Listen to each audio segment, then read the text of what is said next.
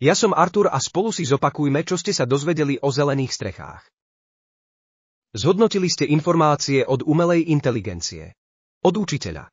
A tie, ktoré ste objavili na internete vy sami. Prezrime si teraz spoločné poznámky, do ktorých môžete zapisovať a nazerať zo svojho mobilu, tabletu alebo počítača. V škole alebo doma. ChatGPT povedal a učiteľ to potvrdil, že ide o typ strechy, ktorá je pokrytá zelenými rastlinami. Môže ísť o trávnik, bylinky alebo kríky. My doplňme, že okrem trávnika ide hlavne o trvalé rastliny a ku kríkom pridajme aj stromy či lavičky. Tak ako ich poznáme z parku či záhrady.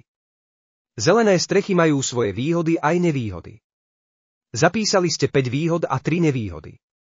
Z výhod nezabudnite na výrobu kyslíka a filtrovanie škodlivín či úlohu strechy pri zlepšení tepelnej a zvukovej izolácie. Dôležité je poznať aj nevýhody, aby ste vedeli všetko, čo budete potrebovať pri rozhodovaní o jej vytvorení. Hlavne, ak pôjde o rekonštrukciu domu alebo budovy. Dozvedeli ste sa aj to, že poznáme 2 základné typy zelených striech, ktoré sa líšia v závislosti od hrúbky zeminy. Tá s tenčou vrstvou je extenzívna. A tú s hrúbkou až 1 meter nazývame intenzívna. Do takej hrubej vrstvy už je možné zasadiť aj stromy a dokonca zriadiť aj jazierko. V poznámkach sú umiestnené prepojenia na obrázky, videá a webové stránky.